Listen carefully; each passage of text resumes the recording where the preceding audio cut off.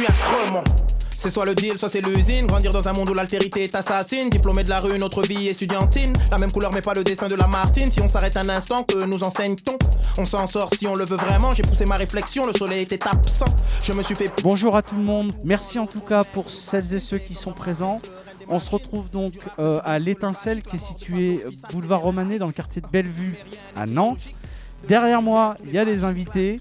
Enfin, on va pouvoir prendre une heure ensemble pour qu'ils nous racontent leur histoire personnelle. On est dans l'événement Mes Cultures, c'est produit par Tissé Métis. Et je vous ferai une présentation à la toute fin de l'émission du programme qui nous attend, qui a déjà démarré depuis 10h ce matin et qui nous attend jusqu'à la fin de cette journée autour de 17h. Alors pour l'instant, on va se diriger vers le plateau et puis on va faire les présentations avec nos invités. C'est parti. Alors on est en compagnie donc aujourd'hui avec Amira Kediri qui fait partie de l'association Place aux Jeunes qui est basée à Malakoff, mais pas que, qui travaille au quotidien avec des jeunes gens sur des concours d'éloquence, performances d'éloquence, on y reviendra. Soriba Dabo, artiste, comédien de théâtre. Également, il a produit, vous avez déjà vu des clips qu'on a diffusés ce matin de Soriba. Il produit des clips, Le Monde est un Disney pour ses dernières productions, mais il nous en dira plus précisément tout à l'heure. Sarah Chérifi, qui se nomme Zéphyr Alphonse, nouveau nom, nouvel artiste, qu'on avait accompagné lors de Tissé Métis 2019 pour un concert lors du festival Tissé Métis. Et elle nous donnera aussi son actu évidemment. Et puis Lindsay et Naomi Salambi, créatrices de mode, et qui nous expliqueront un peu aussi leur parcours. Mais l'essentiel de cette journée et de ce plateau en particulier, c'est le thème Mes Cultures et on va faire s'exprimer. Alors ils ne sont pas tout à fait briefés, ils ne savent pas à qui je vais m'adresser. On va peut-être commencer par les dames. Soriba, tu nous pardonneras. Tu es bien isolée, nous sommes isolés. Mais voilà, on va demander peut-être... Déjà, je vais commencer par Sarah. Sarah Chérifi, donc qui... Alors, dis-nous ton âge, Sarah, déjà, parce que c'est important. 22 ans depuis février, là. 22 ans depuis février. Du coup, la participation à Mes Cultures, ce temps fort, et Tissé Métis plus globalement, c'est de se questionner un petit peu sur ce qui nous constitue, vous constitue, puisque vous êtes les invités, en termes d'inspiration des cultures au sein de la cellule familiale, dans le quartier d'habitat, avec les copains, les copines, etc. Est-ce que tu peux nous faire un peu un récit de comment tu en es là aujourd'hui, quelque part, en tant que jeune femme? Moi, mes cultures, elles sont très intéressantes puisque je suis née à Roubaix. Je suis restée jusqu'à mes 15 ans. Roubaix qui a sa réputation et qui est la ville la plus pauvre de France. Donc voilà. Ça en dit déjà long, mais bon, j'ai beaucoup aimé naître à Roubaix. Mais paradoxalement, quand même, je viens d'une famille donc issue de l'immigration, mais qui a anormalement, alors mon oncle lui dira lui-même, parce qu'il est statisticien aujourd'hui, qui est une anomalie statistique, ils ont tous vraiment réussi, ils ont fait Polytechnique pour la plupart. Voilà, donc ça, c'est déjà, au niveau de la culture, il y a une espèce d'écart entre les quartiers dans lesquels j'ai vécu et en même temps peut-être une culture dite plus bourgeoise que mes oncles et mes tantes, de par les milieux qu'elles fréquentaient, nous ont apporté à la maison. Et puis après je suis venue à Nantes avec ma mère, donc là cette fois dans les quartiers nord, sans mes oncles. Donc là j'ai replongé dans l'univers du quartier, mais j'étudiais à Clémenceau, qui est un lycée plutôt d'élite en centre-ville. Donc voilà, toute ma vie j'ai jonglé entre ces différentes cultures, même aux antipodes, quoi. Et donc, c'est ce qui fait que je suis arrivée là aujourd'hui. Très bien. Alors, même exercice peut-être pour Amira. Quelles sont les inspirations culturelles, on va dire, à la fois dans la famille, dans le quartier, dans des mouvements géographiques tels que l'évoquait à l'instant Sarah? C'était marrant d'écouter ce que tu disais, justement, parce que moi, moi, on va rester un peu dans le cliché, justement. Genre, je sais que je suis aussi issue d'une famille issue de l'immigration, et justement il y a eu beaucoup de complications Et je pense que c'est ces complications qui ont fait que justement j'arrive à m'exprimer dans le domaine de l'éloquence du moins, l'histoire de transformer une douleur en quelque chose dans une sorte de métaphore, mais qui retranscrit bien ma douleur du coup. Et ouais, du coup, voilà. Et les inspirations avec, je sais pas, à travers les copains, les copines, le quartier où tu as vécu ou que tu as fréquenté d'ailleurs, parce que parfois on va chercher des inspirations ailleurs. Alors, moi personnellement, j'ai grandi dans un énorme contraste parce que j'étais dans une école de quartier jusqu'à la CE2. Et ensuite, ma mère m'a mis dans une école privée à toute Z. Et vraiment, genre, j'ai grandi dans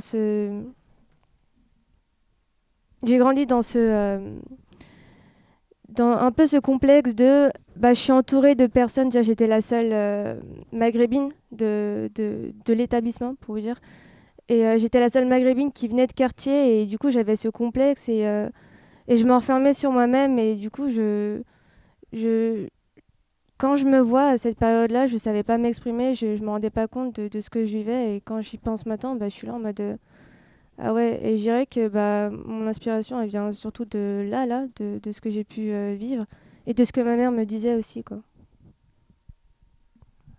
Alors, même exercice, toujours et à chaque fois. Alors, je sais pas, Lindsay ou Naomi, qui prendra la parole. Je vous nomme toutes les deux en même temps parce que vous êtes sœurs. Même question. Le parcours, à la fois les inspirations culturelles dans la cellule familiale et puis les inspirations à l'extérieur, alors en établissement scolaire, dans le quartier et puis ailleurs. Alors, moi et Naomi, nous sommes toutes les deux nées à Boissière. Pardon, tu peux peut-être dire à la à la Boissière. Boissière. Donc Enfin, c'est un surtout quartier moi, nantais. surtout moi plutôt. Naomi est née à Paris. On est nés à 2 endroits différents, mais ça a été toujours dans des situations assez difficiles. Donc notre famille est aussi issue de l'immigration. Enfin voilà, on a un grand-père qui s'intéresse vraiment à la culture française et qui avait beaucoup d'amis qui venaient d'Afrique, mais qui étaient mères ou diplomates, c'est ça. Merci. Oui, avec des statuts J'avais sociaux là plus le mot. aussi. Oui. Donc voilà, c'est vraiment une personne voilà, qui était ouverte à ce niveau-là. Du coup, il y a eu un contraste pendant toute notre enfance où voilà, on vivait au quartier avec notre mère, seule, célibataire au départ, et en même temps une femme très cultivée qui nous a apporté beaucoup de choses au niveau de la culture, en général. Voilà, nous a inculqué beaucoup de choses qui fait qu'on avait l'esprit très ouvert, très jeune, même si on était dans un quartier difficile, populaire. Et c'est ce qui nous a poussé. Je sais pas si tu as... Alors Naomi, bien sûr, tu peux bien sûr, mets bien ton micro ici positionné sur le menton. Du coup, comme Amira aussi, qui disait qu'elle aussi, elle a vécu un contraste dans sa vie au niveau scolaire. Tu disais que tu étais entre le monde dit bourgeois à l'école et quand tu rentres chez toi, tu te retrouves dans des quartiers populaires. Du coup, je voulais revenir sur ça parce que nous aussi, on a vécu la même chose. Et du coup, je pense que c'est ce qui nous a beaucoup poussé aussi à faire ce qu'on fait aujourd'hui. Parce que du coup, ça nous a cassé l'image qu'on a de la haute société, si je peux dire ça comme ça. Et du fait qu'on ait côtoyé comme ça les deux mondes, on s'est rendu compte qu'on n'avait pas de barrière à se faire par rapport à... on s'est jamais mis aucune barrière. Voilà. Parce qu'on a toujours côtoyé les deux mondes. Et nous, ça nous faisait pas peur de jongler avec ça, en fait. De faire des choses dites appropriées aux gens... comment on dirait, aux gens... de différents milieux. Ouais, voilà. On s'est jamais dit qu'on pourrait pas faire ça parce qu'on vient de quartier populaire. Exactement. Ouais. le stylisme, bien On sûr. s'est jamais mis des barrières. Et on reviendra sur Oui, vos... au niveau après, du- pour au niveau- chacun, une fois que Soriba aura rapidement présenté aussi son parcours personnel, on reviendra Oui, sur bien sûr vos créations. Mais que ce À soit toutes et à tous.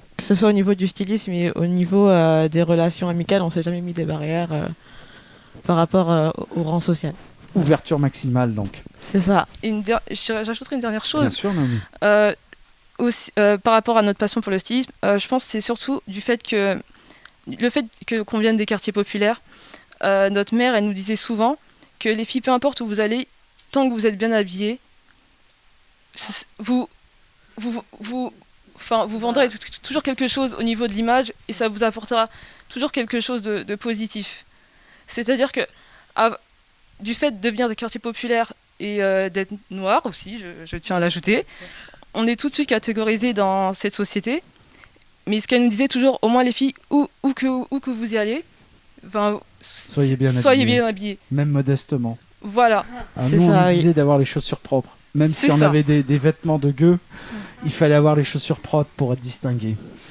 Très important, C'est ça, on y oui. reviendra du coup avec votre travail de création, puisque là on comprend bien que c'est totalement connexe avec les créations de mode que vous fabriquez depuis quelques années maintenant. Mon cher Soriba, ces dames se sont exprimées à ton tour, si je puis dire. Oui, La Guinée, ça a été influencé ou pas du coup? oui, déjà, bonjour Cyril et merci pour l'invitation. Merci à toi d'être présent. Et oui, bah moi, j'ai grandi du coup avec deux parents issus de la Guinée. Ils sont venus ici dans les années 90 et j'ai baigné dans cette culture-là. Hein. Oui, j'ai été très tôt amené à écouter par exemple des chanteurs qui venaient de la Guinée, des Salif Keita, des Sékou Bambino. Du coup, mes parents voulaient qu'on ait quand même une trace de ce que eux vivaient là-bas, parce que aussi il y a ce lien très fort avec la famille. C'est comme on dirait sacré chez nous.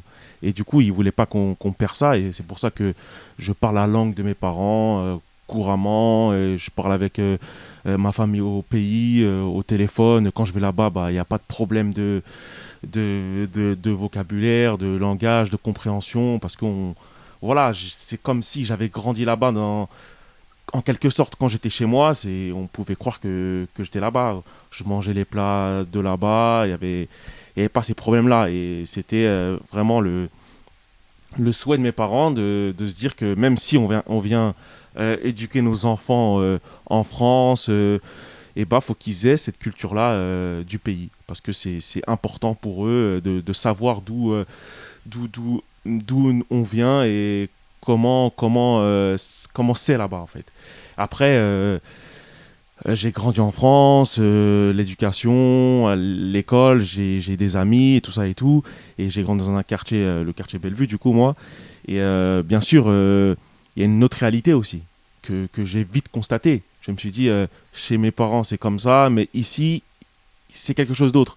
Et c'était pas simple au début de concilier les deux, de combiner les deux, de voir que les deux s'apportent en fait, c'est une double culture et c'est une double richesse.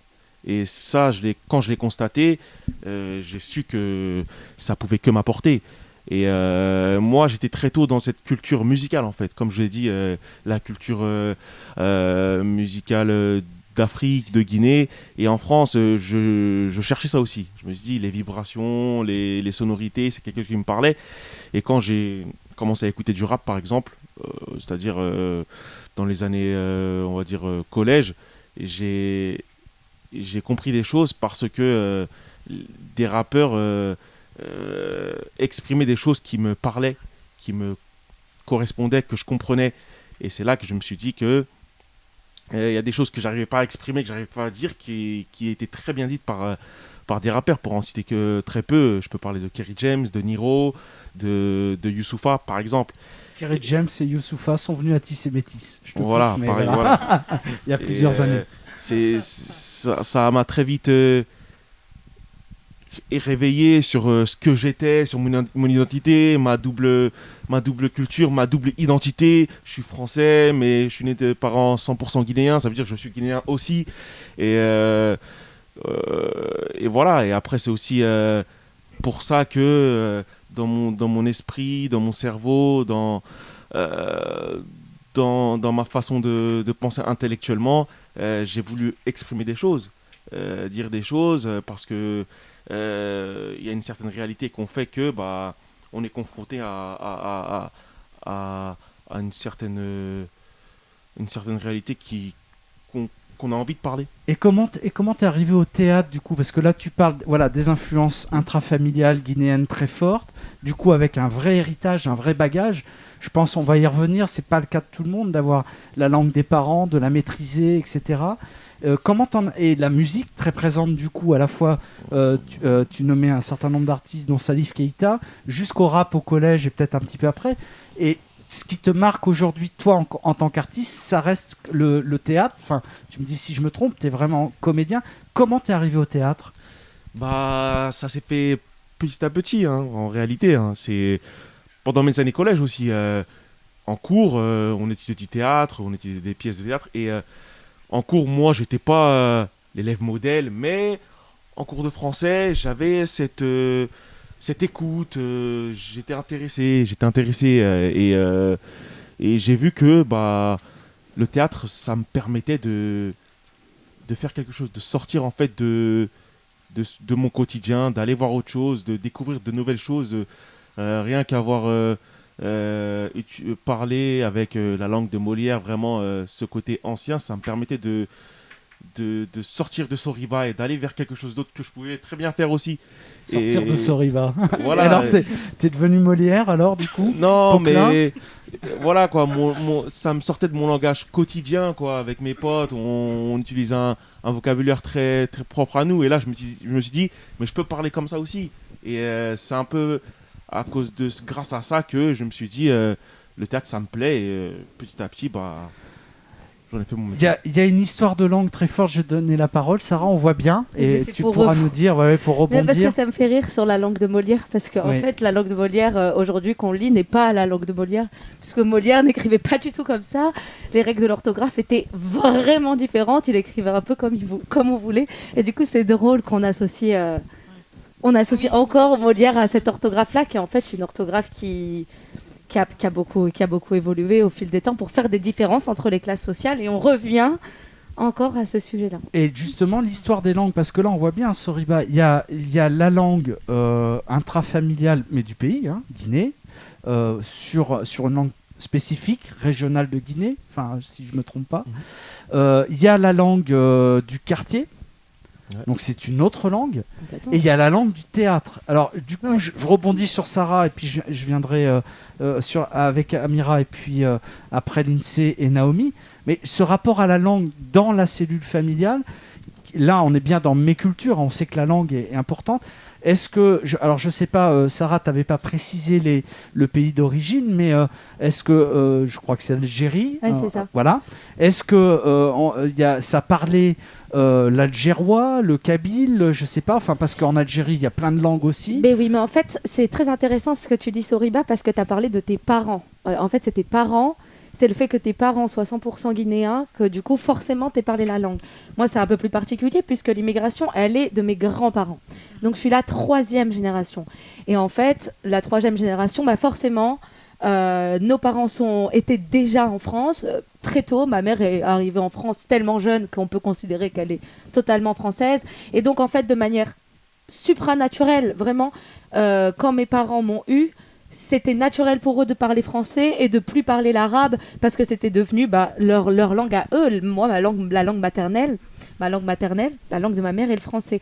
Et donc, il y a quand même cette différence-là, notable, avec ces histoires de 2e, 3e, 4e génération où, en fait, forcément, même si la culture ne se perd pas forcément, moi, il y a encore des marqueurs culturels très importants qui sont restés. Mais c'est vrai qu'au niveau de la langue, on l'a plus perdu. Oui. Par contre, je parle de langue, et ça tu peux le dire, je parle la langue du quartier, clairement, qui est une autre langue à part entière. Qui est une langue à part avec entière. Son argot, avec son verlan, et puis avec tout un tas de vocabulaire qui rentre, puisqu'on sait que la langue est mouvante. Même, merci Sarah pour la précision. Amira, même question, la question liée à la langue, qui est quand même la base culturelle. Alors, est-ce que ça crée des manques ou pas? Est-ce que toi, tu as hérité aussi d'une langue venue d'ailleurs, ou ça a été le français directement? Alors, moi, toute ma famille vient de Tunisie. Et justement, l'immigration, elle s'est faite de mes parents. Et en fait, je sais pas pourquoi, vraiment. Et avec mes frères, on le reproche souvent à ma mère, mais en fait, ma mère nous a parlé en français étant petit. Et du coup, ça fait que là, je parle un arabe dialectal, hein, très cassé. Et du coup, c'est pour ça que je suis en fac de langue pour apprendre l'arabe, parce que pour moi, c'est beaucoup trop important vis-à-vis de ma religion et aussi vis-à-vis de ma famille, parce qu'il faut se rendre compte que, et c'est horrible, hein, mais ma grand-mère, j'ai jamais pu avoir une réelle conversation avec elle. Et c'est super frustrant, sachant que ma grand-mère, c'est ce qu'il y a. Enfin, je l'adore. Enfin, elle compte énormément pour moi, et de me dire que j'ai jamais pu parler réellement avec elle, c'est. Et vous avez c'est pu triste, vous quoi. inventer une langue avec ta grand-mère, des gestes, des regards, Ouais. peut-être des mots aussi. Ouais, on imite, on dessine comme ça, genre, on mime les choses et tout. D'accord. Un peu d'arabe, un peu de C'est français. mimé, ouais. Oui, voilà, c'est ça, ouais. C'est propre à nous, et puis c'est mignon aussi, c'est un peu symbolique aussi, mais c'est vrai que parler une même langue, je me rends compte que la langue, c'est un truc qui est tellement important, parce que c'est ce qui permet la communication. Et si quand il n'y a pas de langue, il n'y a rien, tu parles pas, tu transmets rien. Par exemple, je ne connais pas l'état d'esprit de ma grand-mère, par exemple, et elle ne connaît pas le mien, et c'est super triste. D'accord, donc tu te replonges dans l'arabe. Alors j'imagine que là, à la fac, c'est l'arabe classique, qui Non. peut avoir, bien sûr, avec l'arabe tunisien, tu parlais de dialecte. Est-ce qu'il n'y a pas un trop grand écart? Oh, si, justement. L'arabe que j'apprends à la fac, c'est l'arabe littéral. Et c'est l'arabe qu'on entend dans les infos, qu'on lit dans les journaux, alors que... Et justement, en cours, notre prof nous tape sur les doigts quand on parle le dialectal, parce que il veut absolument pas, il trouve que c'est pas correct. Donc je sais que quand bien même j'apprends l'arabe littéral, ma grand-mère me comprendra pas, donc, parce qu'il y a l'arabe littéraire, l'arabe littéral, l'arabe dialectal. C'est les complexités des arabes, d'ailleurs, on pourrait dire, en termes de langue, bien sûr. Parce que si tu vas à Alger ou au Caire, c'est très compliqué. Par contre, avec certains dialectes, voire ce qui parle en Tunisie, on peut parler un petit peu en Égypte, on peut communiquer, par exemple. C'est une petite anecdote. Pareil, Naomi, Lindsay, les langues à la maison, est-ce qu'il y a une histoire de langue héritée d'une immigration? Peut-être faire la géographie aussi de cette immigration, puisque là, moi, je voulais pas trop en parler. Si vous le souhaitez, il n'y a pas d'obligation. C'est comme Sarah elle le mentionnait juste avant. Enfin, on fait aussi partie de la 3e génération, mais c'est un peu plus compliqué avec nous parce que notre mère est ivoirienne et notre père est angolais. Du coup, au niveau des langues, c'est pas du tout les mêmes. Et voilà, notre mère, dès qu'elle est arrivée en France, elle avait 3 ans, elle était très jeune et ses parents lui ont pas appris son dialecte. Donc elle nous a toujours parlé en français. Et du côté de notre père, on vivait pas forcément avec lui. Donc notre père est angolais, il parle le lingala, une langue qu'on n'a pas pu apprendre non plus parce qu'on ne le voyait pas. Donc on a toujours parlé français en fait. Naomi, alors est-ce que ça vous a manqué quelque part dans le dialogue, y compris peut-être avec les anciens, puisque là on a compris, la maman, elle a déjà, elle, passé quelque part en arrivant à 3 ans en France, la question de la langue originelle. Si vous étiez en contact avec vos anciens, est-ce que, comme l'exprimait Amira avec sa grand-mère, il y a eu ces difficultés-là? Je pense que ça rejoint le témoignage d'Amira. Pareil, on a un contact avec nos grands-parents des deux côtés, mais on a du mal aussi à communiquer, sauf avec la grand-mère notre grand-mère de Côte ivoirienne, d'Ivoire, parce que là le français, c'est la langue nationale là-bas en Côte d'Ivoire, mais celle d'Angola, on a vraiment du mal. Et oui, en effet, il y a un manque, et d'ailleurs, on comprend pas pourquoi il y a eu cette volonté au départ de nous faire parler que le français. Notre mère, elle nous l'a toujours dit que c'était vraiment une volonté du grand-père pour elle, et après elle nous a transmis cette volonté de parler le français. Et on n'est pas forcément d'accord avec ça. Nous, on aurait bien voulu parler la langue maternelle, mais je pense que c'est surtout pour une histoire d'intégration absolue, pour pas qu'on soit dépaysé en France. Je sais pas. Je pense que c'est cette raison-là. Il y avait une posture politique pour on va dire globalement les anciennes colonies et plus largement d'ailleurs, de parler le français. Peut-être revenir vers Soriba et puis après Sarah. Soriba, du coup, voilà une histoire de langue. On peut dire, t'es presque gâté quelque part d'avoir hérité. Chance. Mais parce que c'est une autre histoire aussi, évidemment. Hein. Oui, mais quand j'entends toutes ces histoires, je me dis que oui, j'ai de la chance de pouvoir parler avec ma famille qui est au pays, par exemple, sans avoir ce problème-là. Elle disait que c'était triste de ne pas pouvoir communiquer avec sa grand-mère. Moi, j'ai cette possibilité-là. Du coup, oui, je suis chanceux et je remercie mes parents aussi. Et si demain j'ai des enfants, j'essayerai aussi de leur donner des outils pour qu'ils connaissent un peu cette langue-là. Après, même moi, je suis français, j'ai grandi en France, j'ai cette double culture et je pense que si j'ai des enfants, ils vont grandir en France aussi. Du coup, c'est toujours plus compliqué quand c'est 3e, 4e génération d'apporter ça. Mais c'est pas impossible. Et je pense que si on apporte ça, c'est une richesse supplémentaire. Ouais. Sarah, une réaction par rapport en fait, moi, c'est plus une réaction que je voulais avoir. C'est très rapide. C'est que, quand même, quand je vous écoute, parce que moi non plus, je peux pas communiquer avec mes grands-parents, mais en fait, je pense que la différence, c'est que moi, j'en ai pas souffert. Particulièrement. Moi, j'en ai plus eu honte. J'en ai eu honte. Voilà. J'ai eu honte parce que forcément, quand tu es dans le quartier et que tu sais pas parler arabe, des fois, voilà, on te le reproche. Mais j'en ai pas souffert parce que d'avoir... Enfin, ma famille, de par son histoire et tout ça, s'est battue pour que je parle un français parfait. Ce qui fait que, en fait, je suis tellement impliquée dans mon apprentissage du français et que j'écris. Et donc, du coup, je parle un français même littéraire, plutôt soutenu aussi.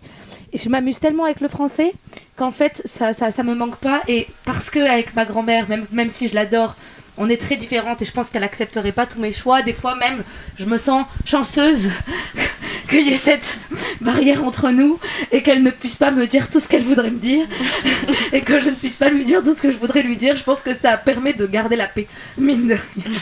Voilà. Alors justement, là on voit bien ce rapport aux langues et là on est aussi au pluriel avec parfois des héritages très affirmés, d'autres fois des choses qui se perdent au fil des générations et c'est quelque chose, j'allais dire, vous êtes toutes et tous liés d'ailleurs à cette langue, on l'a bien compris dans le dialogue qu'on a sur ce plateau dans le cadre de Mes Cultures. Je reste sur toi Sarah parce que j'aimerais qu'on parle aussi de votre travail individuel en tant qu'artiste parce que c'est important. Sarah, on a travaillé ensemble nous dans le cadre de Tissé Métis La Fête en 2019. Ton nom d'artiste à l'époque s'appelait Sahara. Maintenant tu t'es transformé en Zéphyr Alphonse. Comme nom d'artiste, pas évident, mais c'est assez original. Merci. Et du coup, dans ton travail justement lié à la langue et d'écriture, quel est le projet en cours? Est-ce que si tu peux nous donner un petit peu d'infos, sachant que, avant que tu prennes la parole, on a diffusé déjà un de tes anciens clips en tout début de matinée, juste après la présentation de cette journée. Et puis on ira sur J'Inspiration, qui était un très très beau titre de ton précédent album. Et on va diffuser comme ça. Donc si tu peux nous donner un petit peu d'actu sur ton travail personnel en tant qu'artiste. Je pense que comme tous les artistes, on est frappé par le Covid, qui n'est pas qu'un virus, qu'un virus qui nuit à notre santé, en tout cas physique. Il nuit probablement à notre santé mentale aussi, donc tout est un peu figé. Avec ça, il faut essayer de s'en sortir comme on peut et de se servir de ce temps-là qu'on a perdu pour s'en servir de manière plus efficiente. Alors moi, du coup, j'ai décidé de passer de l'électro-rap, slam, l'électro-poésie, comme tu dis, c'est très beau, c'est très bien. Donc de l'électro-poésie à plus une formation pop-rock, donc avec des musiciens, parce que je pense que j'étais fatiguée d'être toute seule aussi. Zéphyr Alphonse, c'est aussi pour ça, c'est aussi parce que j'avais besoin d'une nouvelle peau et j'ai vraiment envie de jouer sur les genres puisque ça me caractérise particulièrement. Donc du coup voilà, ce nom plutôt androgyne, même avec Alphonse qui est plutôt masculin. Et voilà, donc on essaie vachement de jouer sur ça. On espère, du coup là on compose, on espère que quand la situation se débloquera, on pourra présenter ce nouveau projet en quoi moi je crois beaucoup. Je pense qu'il a beaucoup de potentiel grâce à ces instrumentistes qui font toute la différence. Quand on est plus tout seul, on voit bien l'aide. Et en parallèle, voilà, je tourne dans le documentaire de Marc Picavez qui s'appelle maintenant, je crois, Sur Terre ou ailleurs, parce qu'il a changé le titre, qui sortira très prochainement. Donc Marc Picavez, réalisateur nantais, après 1 an et demi de tournage. Donc on est très impliqués parce que là, on va rentrer dans la com. Donc voilà ce qui me prend mon temps. France 3, Pays de la Loire dans un premier temps. Diffusion France 3, Pays de la Loire dans un premier temps. Après avoir avec la... Alors c'est ce que je disais à Naomi Lynn, c'est plutôt avoir avec le...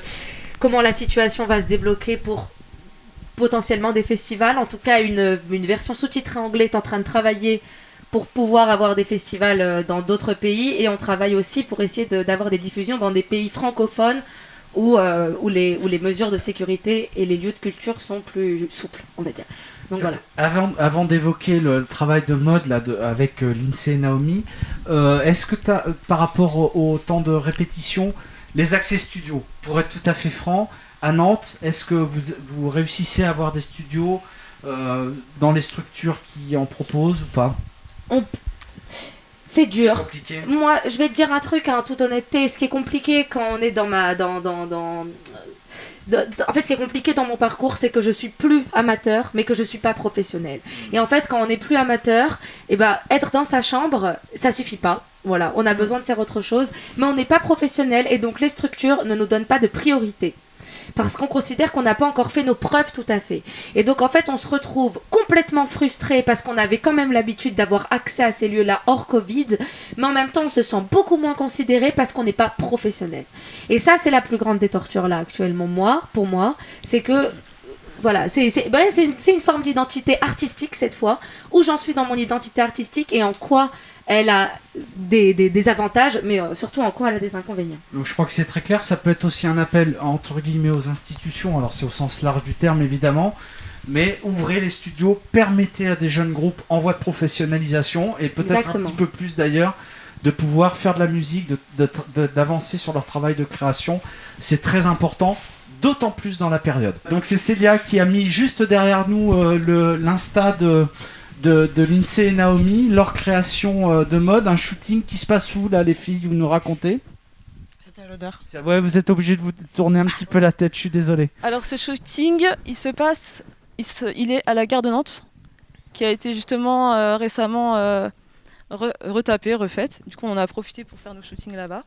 Donc sur ce qu'on appelle la mezzanine, Oui, qui passe au-dessus les voies, voilà. réalisation magnifique, d'ailleurs au niveau architectural. Mhm.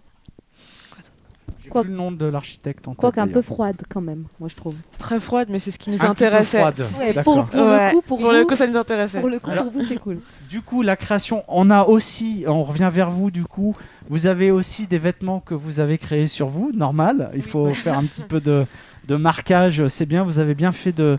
Voilà. Racontez-nous un petit peu votre histoire et votre parcours par rapport à la mode. Vous en avez donné quelques indices tout à l'heure en tout début de notre conversation. Alors oui. Oui, du coup, Nali, voilà, c'est une marque de streetwear qu'on a créée ensemble. Une marque qui nous parle, qui nous représente. Donc, on s'adresse à un public jeune, enfin, pas forcément jeune, mais je dirais de 13 à 30 ans. C'est mixte. Et voilà, on s'inspire beaucoup de l'actualité. De l'actualité.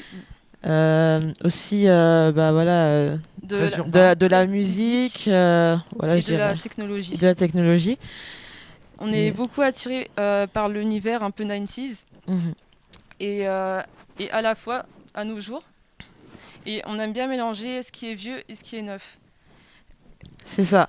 Donc on fait souvent de la récup aussi pour rester toujours dans cet esprit 90s.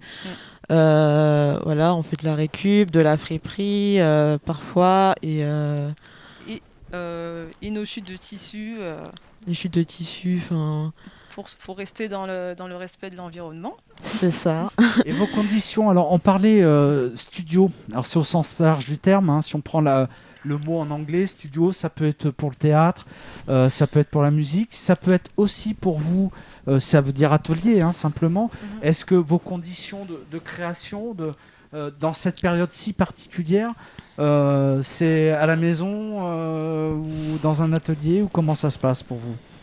Pour être honnête, nos conditions de création, c'est vrai qu'elles sont assez précaires en ce moment, à cause du Covid aussi. Mais même sans le Covid, on couche chez nous à la maison. Mhm. Et nos shootings, en général, parce qu'on aime bien, mais on les fait à l'extérieur, mais aussi parce que ça nous arrange bien aussi. C'est ça. Enfin, Mais c'est vrai que de base, dans l'univers de notre marque, la rue, c'est ce qui nous parle le plus. Donc ouais. c'est pour ça que très souvent nos shootings se retrouvent à l'extérieur. Et c'est aussi un moyen pour que les gens puissent s'identifier aussi à notre marque. Enfin, on a la volonté aussi de montrer Nantes selon voilà, nos inspirations. Donc ouais, vous êtes connecté au territoire aussi, du coup, C'est ça, ouais. dans l'esthétique, il y a bien sûr votre création, etc. Mais en plus, vous connectez à montrer Nantes. C'est ça. C'est ça. On a la volonté de montrer Nantes selon Nali. Donc, Oui, et du coup, là, alors j'espère, donc on le dit peut-être aux gens qui nous suivent ou qui verront la vidéo un petit peu plus tard, qu'on avait prévu un défilé pour Tissé Oui. Métis la fête, qui aurait dû se produire à la mi-décembre en 2020. Malheureusement, eh bien, notre événement a été annulé et de fait le défilé, mais on prendra notre revanche, mesdames, et on espère qu'en 2021 on pourra produire quelque chose ensemble avec une belle performance pour montrer vos collections et toutes vos inspirations. Moi, je veux la grande scène. Hein. D'accord, je note. Amira, peut-être dans des conditions pareilles, un petit peu compliquées, on avait, nous, Tissé Métis et Place aux Jeunes, un projet pour produire aussi le soir de ce fameux festival annulé les 11 et 12 décembre dernier, une performance d'éloquence. Où est-ce que... Alors, nous, on va j'espère qu'on va pouvoir reprendre nos ateliers on avait construit tout un programme de travail, etc., qui malheureusement s'est annulé. Où est-ce que tu en es à la fois à titre personnel, mais aussi avec le collectif Place aux Jeunes? Vous avez performé il y a quelques jours, on va dire quelques semaines. Comment ça se passe pour vous en ce moment? Alors, déjà, on est content parce qu'on a pu clôturer la seconde édition. Ce qu'il faut savoir, c'est que ça faisait 1 an qu'on avait les jeunes avec nous, en fait, et qu'on était là en mode vous allez passer sur scène, on vous le promet, vous allez dire ce que vous avez sur le cœur parce que on vous a formé pour ça et parce que vous vous êtes engagé dans ça. Mais en fait, on avait cette peur en mode... en fait, c'est un peu cette frustration de vouloir promettre quelque chose, de faire promettre quelque chose parce qu'on le veut tellement que du coup, on est prêt à s'y engager. Mais aussi de se dire de ce truc en mode... on n'y peut rien en fait. L'engagement, c'est compliqué en fait, mais on a réussi. Et les textes qui ont été dits ont été juste incroyables. Genre vraiment, ils ont pu repasser plus de temps sur leurs textes et en vrai, ça en valait le coup en fait. Donc voilà. Et en fait, de base, ce qu'il faut savoir, c'est que à but personnel, moi je sais que comme je l'ai dit juste avant, je parle un arabe cassé, mais je parlais aussi un français cassé parce que ma mère est venue en France et je suis tellement admirative, je suis tellement fière d'elle. Elle a appris le français toute seule. Et ma mère parle un français, mais qui est un peu cassé. Du coup, j'ai grandi avec ce français cassé. Et je suis allée directement en école privée. Donc, j'ai eu encore ce complexe de... je peux pas m'exprimer, j'ai des trucs à dire, mais je peux ni le faire en arabe, ni le faire en français, en fait. Donc, j'ai fait du théâtre en collège parce qu'il fallait prendre une option. Et j'ai trouvé une autre manière de transmettre les choses. Et c'était plutôt marrant. Et je sais même plus comment je me suis approprié la langue française. En fait, je pense que c'est l'authenticité qui te fait dire les bons mots. En fait, du coup, je me suis lancée dans ce milieu. Puis Antoine m'a énormément aidée aussi parce que j'ai rencontré Antoine à Brioude. Oui, Antoine Payen, ouais, pour le ça, citer. ouais. Oui. Il m'avait proposé un concours, non pas une performance, un concours d'éloquence. Et je suis allée à tous les ateliers, c'était super bien. Mais ce qu'il faut savoir, c'est qu'on avait 2 semaines pour écrire notre texte. Et moi, je l'ai fait la veille.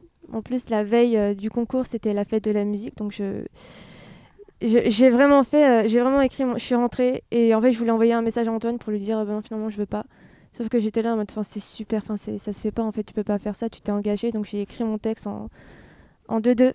Mais en 2-2 avec énormément d'authenticité. En fait, je pense que c'est.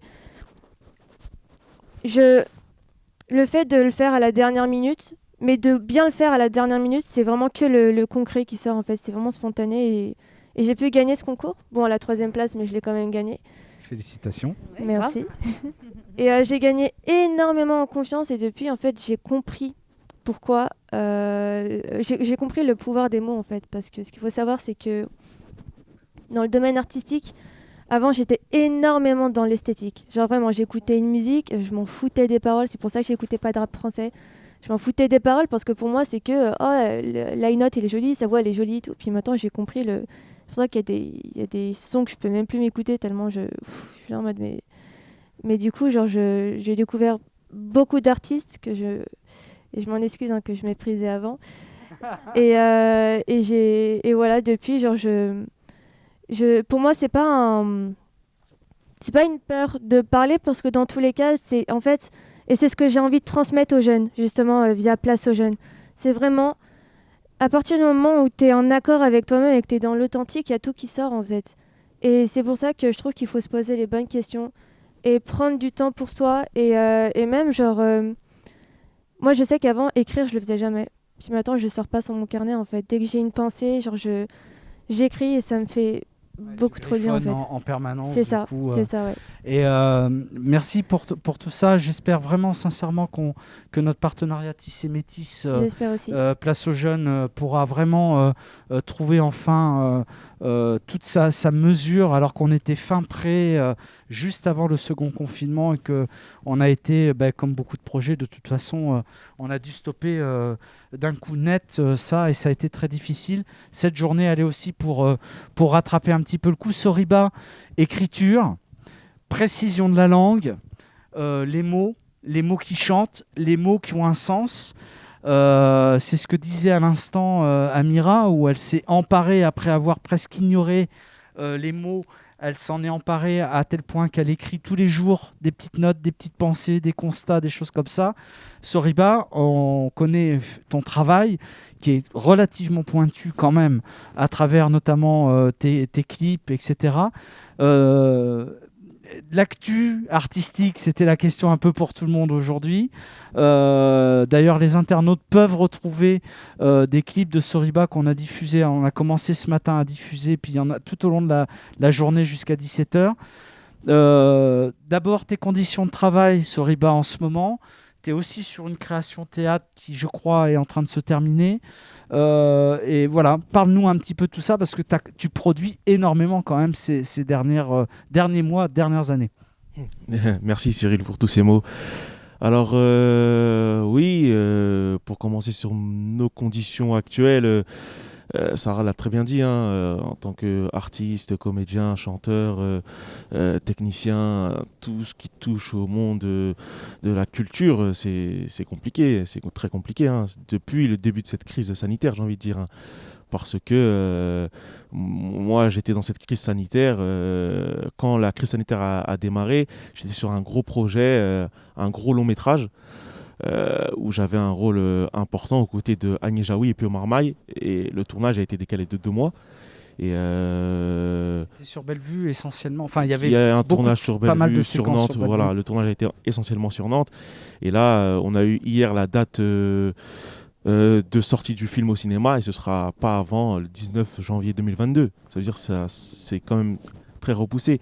Et là, oui, j'étais sur une création théâtrale avec le metteur en scène Guillaume Bariou pour la compagnie Biche Prod, et on a eu pas mal de dates qui ont été reportées ou annulées. On devait se produire à Nantes, à Saint-Herblain, à Cholet, et voilà, quoi, c'est assez compliqué parce qu'on a besoin de vivre, parce qu'on sait faire, quoi, en fait. C'est-à-dire se produire, dire des choses, se confronter aux autres et à soi-même, à un public. Et actuellement, c'est très compliqué. Et moi, au début, si je parle d'idée originale, parce que là, c'est le dernier projet personnel que j'ai sorti. Pour ceux qui ne me connaissent pas, moi j'ai démarré tout cela par une web-série en fait que j'ai fait avec des amis à Bellevue qui s'appelle Out, une web-série où on parlait en fait d'une amitié entre trois bonhommes et qui se détériore par différentes choses.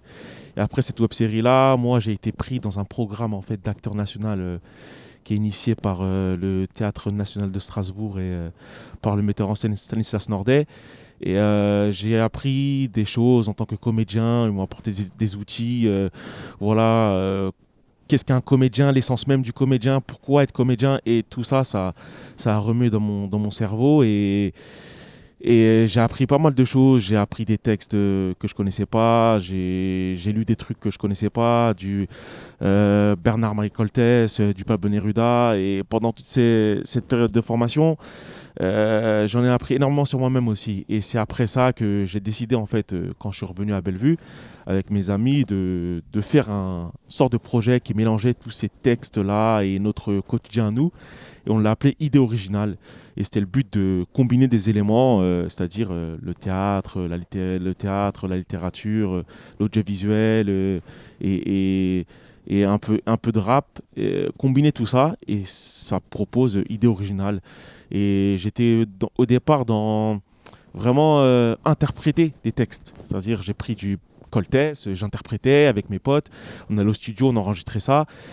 Et petit à petit, je me suis mis à écrire. Mais je ne me suis pas mis à écrire directement parce que je me disais aussi, je ne sais pas si je fais pour ça, je ne sais pas si je vais bien écrire, je ne sais pas. J'avais cette... complexe un peu, non ? Plus une peur de bien faire, quoi. Je sais pas je sais pas en fait si ça allait coller avec ce que je voulais envoyer comme image. Est-ce que vraiment ce que j'allais écrire, ça allait ressortir vraiment sur ce que je ressens, je sais pas. Et petit à petit, je me suis mis à écrire. On commence par 2 petites phrases et après j'enchaîne. Et c'est là qu'est né Idée originale volume 2 du coup, qui est sorti là courant fin 2020.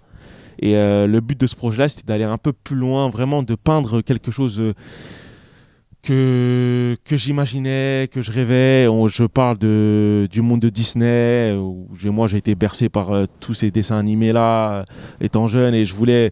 Il y a un leitmotiv qu'on sort avec les gars, c'est « La vie est un Disney ». Et moi j'aime bien dire « La vie est un Disney » pour ceux qui veulent, en fait. Voilà, quoi. On sait que la vie, c'est pas forcément drôle pour tout le monde, il y a des hauts et des bas, et la vie c'est pas un Disney, mais si tu le gardes en tête, je pense que c'est plus simple de s'en sortir, et c'est pour ça qu'un peu on a joué sur ça, et voilà, le but de Idée originale, c'était vraiment de montrer une part de réalité tout en restant aussi un peu dans le côté fantaisiste. C'est pour ça qu'il y a différents extraits qui sont très différents, très variés. Je voulais vraiment montrer que on peut nous aussi jongler dans des choses très variées, très différentes en fait. Oui, on voit bien dans tes clips, hein, il y en a plusieurs, ou tes films, moi je les nomme films parce que c'est des vrais films, il y a des choix esthétiques très très différents, et c'est vraiment tout à fait passionnant, avec quand même une écriture ciselée. Tu parlais de Coltès, évidemment, avec des inspirations, il y a plein d'autres textes aussi littéraires sur lesquels tu inspires, et tes propres écrits, si je puis dire, et c'est vraiment un travail tout à fait remarquable et qu'il faut regarder de très très près pour ceux en tout cas qui pourraient s'y intéresser. Je vous invite vraiment à vous y intéresser. On arrive à la fin de notre émission. Peut-être un petit tour de conclusion pour chacun. On est sur la journée Mes Cultures. On est en streaming. En principe, ça aurait dû se passer cette journée-là en juin 2020, puis on a reporté en septembre 2020, puis on a reporté pour le soir de Tissé Métis la fête. Finalement, on ne l'a pas produit. Donc là, on se retrouve en streaming. J'espère qu'il y aura un autre rendez-vous au printemps prochain, voire pour l'édition 2021 du festival. Alors, avant qu'on se quitte, peut-être un petit mot sur Mes Cultures, mon travail, etc. Peut-être pour se redire un petit peu les choses. Et puis, voilà, de tracer des perspectives pour 2021, nous concernant en tout cas avec Tissé Métis. Et voilà, Sarah, tu veux peut-être un petit mot de conclusion La grande scène. Encore la grande scène. Alors, Mais en vrai, tu sais que Cyril, j'ai pu voir le film de Marc en avant-première et il y a une partie du film qui se déroule à Tissé Métis et ça m'a fait sourire. Ça m'a rappelé à quel point ça avait été une extraordinaire expérience. Franchement, ma première, je dirais, vraiment professionnelle expérience professionnelle. Mais non, mais écoute, moi, j'ai apprécié de ouf de partager ce plateau avec vous. Vous m'avez beaucoup apporté. Ça permet aussi des fois de relativiser sur des choses, de vous écouter. Et je suivrai votre travail de près. Et je nous souhaite tous artistes que nous sommes, que la situation se débloque pour nous et qu'on fasse ce dont on a envie de faire et qu'on continue à défendre nos projets sur le territoire, parce que je pense que Nantes peut être fière des jeunes qu'elle a. C'est pour ça que vous êtes présents, c'est pour ça qu'on bosse avec merci vous. Cyril de nous avoir invités. Amira, un petit mot de conclusion, de mise en perspective pour l'année 2021. Alors, déjà, ce que j'ai envie de dire, c'est que je suis très fière de mon héritage en ce qui concerne mes origines et même du fait que je vienne d'un quartier. Pour moi, c'est pas handicapant de dire que je viens de quartier, justement, genre c'est limite une fierté. Parce que du coup, je peux me permettre de dire que j'en sais sur la vie. Et pas parce que je suis jeune ou quoi, ça, non. Ce que j'imagine pour le futur, c'est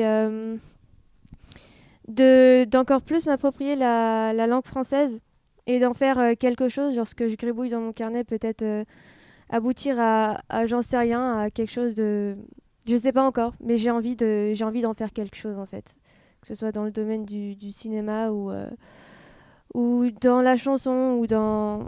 peu importe. D'ailleurs, comme vous êtes concerné avec Soriba sur un tournage qui s'est fait il y a quelques mois, film de Samuel Argentier, est-ce que le film donc vous êtes tous les deux associés à ce film en tant que comédienne et comédien. Est-ce que ce film est sorti? Est-ce qu'on a des nouvelles? Parce que moi, pour l'instant, j'ai pas vu passer quelque chose, mais... Du coup, ce qu'il faut savoir, c'est qu'avec Soriba, on a un autre projet en commun, c'est Studio Mocha, et qui est aussi en lien avec Samuel Argentier. Du coup, on a pu avoir des nouvelles. Et en gros, ils sont encore dans l'étalonnage, dans le montage et tout. Enfin, ça se fait doucement, mais sûrement. En post-production pour avancer. Très bien. Bon, on attend avec impatience, évidemment, ce film-là.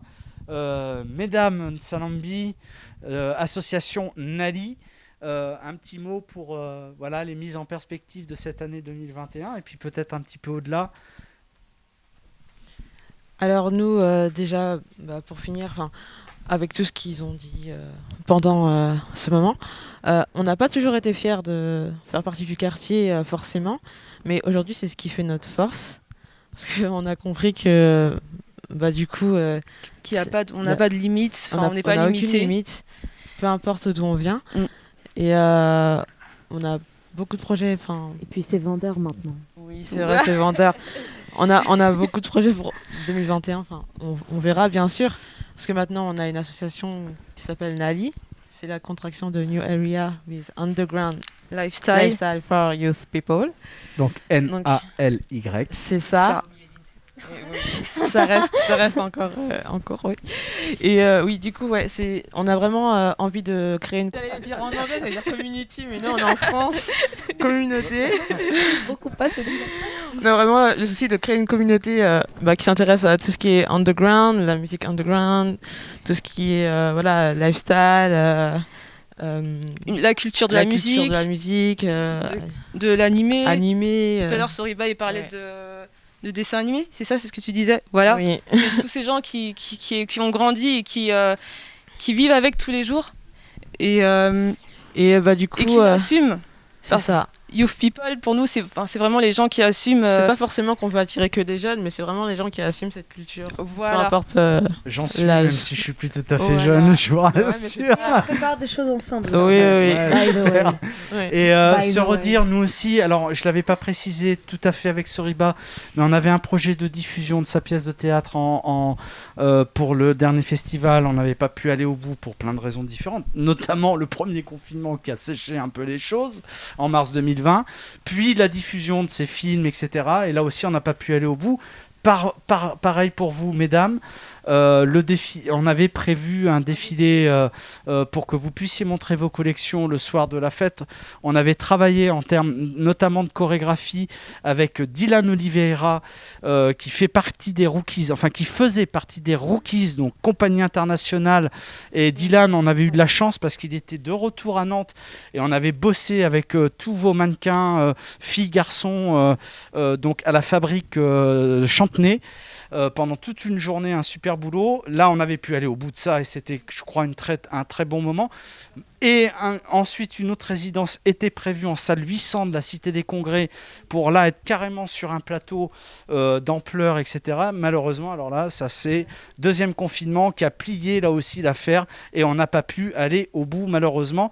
Donc là, c'est partie remise. On croit en 2021. On va essayer de se réinventer, de réinventer une formule pour qu'on puisse montrer votre travail à Tissé Métis ou pour un événement Tissé Métis. On envoie sur vous quelques extraits. Célia a montré aussi tout à l'heure votre Instagram avec les shootings que vous avez fait donc sur la nouvelle gare de Nantes. Et voilà. En tout cas, merci beaucoup d'avoir joué le jeu. Je suis vraiment très très très content qu'on ait pu faire cette émission ensemble. Je suis astro, moi. C'est soit le deal, soit c'est l'usine. Grandir dans un monde où l'altérité est assassine. Diplômé de la rue, notre vie estudiantine. La même couleur mais pas le dessin de la Martine. Si on s'arrête un instant, que nous enseigne-t-on? On s'en sort si on le veut vraiment. J'ai poussé ma réflexion, le soleil était absent. Je me suis fait pluie en attendant, mais tout prend l'eau. Trop de mecs nous bassinent. C'est comme dans Matrix, le règne des machines. Du rap ne subsiste que le basique. La mort de Pavlos Fissas, c'était un hic. Mais rien n'est illogique. De la crise naissent tous les fascismes classiques. L'histoire ne se répète pas, mes rimes abîment toujours les mêmes, drôles de mise en abîme. Effet miroir, toutes les vies sont comestibles. Ghetto, terre et guerre intestine. Je suis né dans le pays de la guillotine. Musulman et noir de peau, qu'est-ce qui me détermine? Qu'est-ce qui se joue dans ma poitrine? Mon cœur cesse de battre parfois, c'est la routine. Est-ce donc ça qui discrimine? Je n'entérine aucune nouvelle doctrine. Ne suis-je pas un enfant de la République?